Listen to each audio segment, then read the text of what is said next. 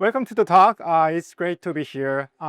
Today I'm going to talk about scaling Gen AI inference, focusing on optimization techniques and the platform for accelerating AI. So here is roadmap of my talk. We've got a lot to talk. So I'll start with some background, then go over friendly inference and key optimization techniques. After that, I'll introduce friendly endpoints and show how to use friendly with weights and biases. So some background, let's start with GPUs. This is the main hardware used for Gen AI inference. GPUs are used for massively parallel processing. Important dimensions for us include flops for compute, bandwidth across storage layers, and GPU RAM size. And that's all we need. And to understand how GPU works, we use the well-known roofline model. So the GPU kernel, which is the code executed on GPUs, can be compute-bound or memory-bound, that is bandwidth-bound, depending on the regime it operates in. So the goal for us is to fully utilize compute without being limited by memory bandwidth. That's been the design of the software goal. So this is another background. So I'm going to talk about LLMs and multimodal models. In the inference, in the first step, the entire input sequence is processed. And this is known as the prefill stage. We call it prefill. And in each subsequent step, the model reuses the cache key and value pairs from all previous tokens and computes them only for the newly generated token. And this process is called the decode stage, and it's using the KB cache to avoid redundant computation. So this is 101 so far. And one last piece of background before diving into the main concepts, main content. For Gen AI inference, our goals are retain model quality even with performance optimizations. So we want to achieve low latency and high throughput while retaining model quality. So for latency, we care about two metrics: time to first token, TTFT, and time per output token, TPOT. As we'll see, different optimization techniques have different effects on model quality, latency, and throughput. And our approach has been to retain model quality while balancing trade-offs between latency, throughput, and cost in the context of application scenarios. And we deliver the best option from a complex optimization space. Okay, so friendly inference, it's our inference stack for Gen AI built from scratch. It includes advanced optimization techniques listed here and supports both language models and multimodal models. So you can handle image generation models, audio transcription models, as well as language generation models. And we offer flexible product options through friendly inference. For the fully managed service, we offer dedicated endpoints for production traffic and sublist endpoints for exploration and testing. And we also offer an on-prem version for enterprise use. And all these operate at the model level. What's exciting about the next release is that we have friendly agent, which scales inference at the agent level. So now let's talk about optimization techniques. So key techniques include batching, quantization, GPU kernel optimization, caching, parallelism, scheduling, spec decoding, disaggregated serving, and more. Yeah, there's a lot. And different techniques have different impacts on performance metrics, right? And with friendly inference, you don't need to deal with this complexity directly. And I'll highlight these techniques today due to time constraints. So first, batching. As you may know, GPU operations involve two kinds of input data: model weights shared across requests, and activations specific to each request. Batching groups and processes multiple requests together, reducing data movement and improving arithmetic intensity. So by doing that, we make memory-bound operations compute-bound, but it consumes more GPU RAM for key value cache, okay? And the industry standard for this is continuous batching, also known as iteration batching or some other words. a technique proposed by Friendly AI.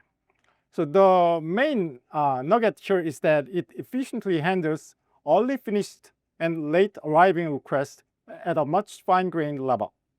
So for more details, check out our Orca paper, and it actually has many hidden gems, and you can find some of the latest ideas in the paper. So quantization is another technique. It reduces the number of bits used in data and computation, improving bandwidth efficiency and flops.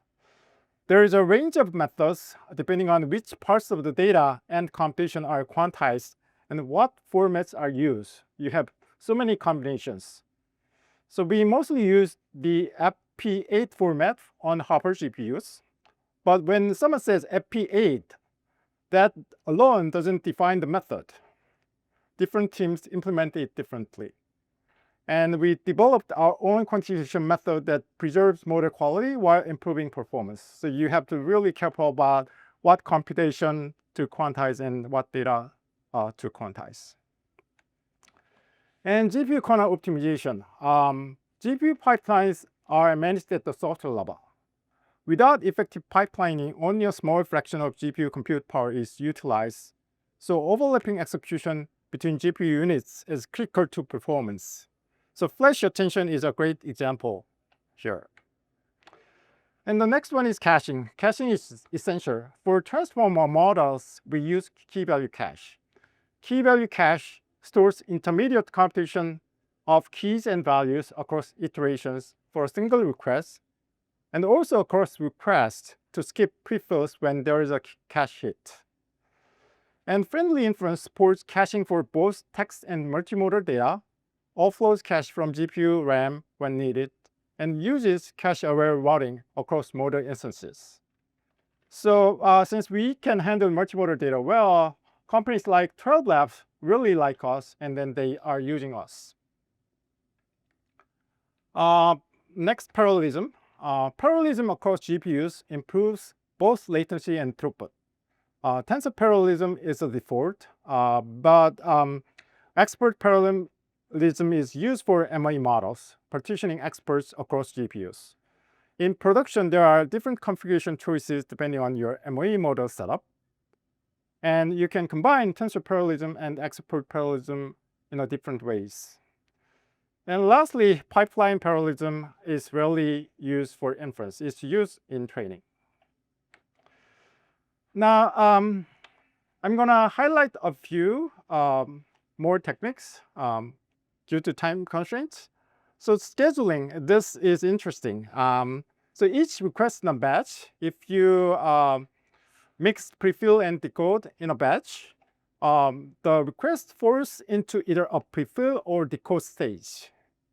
Okay, you can separate those two stages or you can combine them. In this case, we are combining it.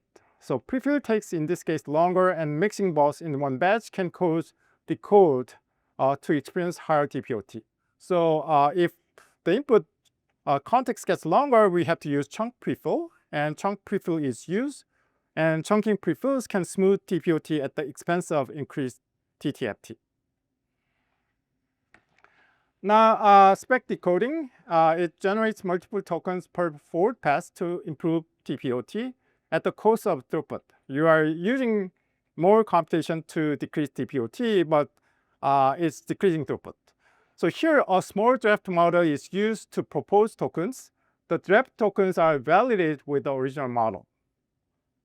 And in this case, we have developed a new algorithm called Swift. It's a lightweight spec decoding method with high draft token acceptance rate and low computation complexity. And I guess last one for optimization is this Eggserving. This aggregated serving uses separate GPUs for prefill and decode. This allows us to scale and control TTFT and TPOT independently. However, it adds GPU to GPU communication between prefill and decode and adds more cost and infrastructure complexity, right? Okay, so that's a lot. So the optimization space is vast and there are many subtle trade-offs. So if you don't want to deal with all that, Friendly Endpoints is for you. So Friendly Endpoints is our fully managed service that makes GenAI inference faster, cheaper, and simpler, built on top of Friendly Inference I just talked about. There are two types. In dedicated endpoints, dedicated GPUs are allocated to a specific client for production traffic. Sublist endpoints for testing and exploration you can use. And what's amazing about it is you can deploy over 390K models from Hugging Face directly onto Friendly endpoints. So you can play with different models with dedicated endpoints. And we are extending this feature to sublist endpoints next month. And the endpoints provide everything you need: intelligent routing, auto-scaling, real-time monitoring like tokens process and latency, live model updates. You can update models in time without any service disruption, high availability, and integration with Hugging Face and weights and biases. With the integration, you can pull models from Friendly or push to deploy directly from Hugging Face or weights and biases. So here's a quick demo to show how it works. So you choose a model, in this case from Hugging Face. In this example, I'm going to use Flux. Then select your GPU type and create an endpoint. And that's it. And it's getting resources and downloading the models and creating an endpoint for you. And once it's deployed, it's going to show that the endpoint is healthy and running, and you can test the model in the playground or call it via API. And you can just integrate with your application. You can also track versions. Since you are constantly updating your models, you want to use what versions you are using at the moment, and then check logs or metrics over time. So you can look at all the metrics you want. So this is how you use our Friendly Inference in our endpoints. Now, I'm going to show you another way of using it from Hugging Face. Now you can easily deploy So, directly from Hub. So this one is showing you how to deploy the model on Friendly endpoints from the Hugging Face model page. So we are one of the options. You can just click us there in the deployment button, and then this will go to this page, deployment page, and then you just click deploy, and that's it. And it's deployed, and then you can use the model on our Friendly platform. And yeah, it's so easy. So you can just deploy and then use the model on our playground or send requests through APIs. Okay. And the same goes for weights and biases. I talked about Hugging Face, but that's also true for weights and biases. With Friendly, you can deploy models from the weights and biases model registry onto Friendly dedicated endpoints. No infrastructure hassle and reduced cost. There are two options: use Friendly Suite or use weights and biases webhook automation.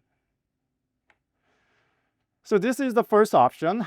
You go to Friendly Suite, and then you create an endpoint with weight and biases information. So you integrate your weights and biases account information in our suite, and then enter the 1B artifact name to deploy the model, and select your GPU type and deploy. That's it. Today, I'm happy to share our new latest integration, deploying with 1B webhook automation.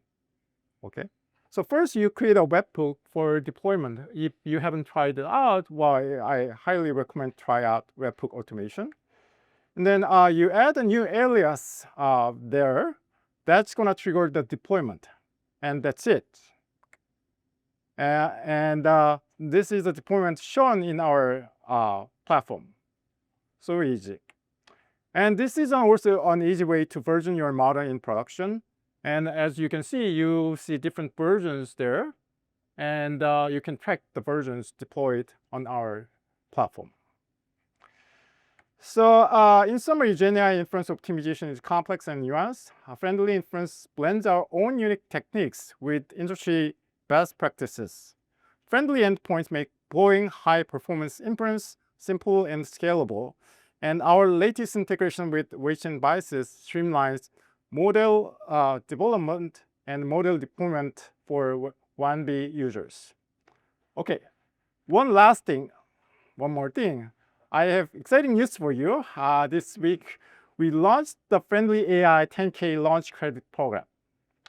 And qualified companies running AI at scale can receive up to 10K in free inference credits. So if you're interested, scan the QR code and apply. It only takes 2 minutes. Okay, thank you. I'm happy to take questions.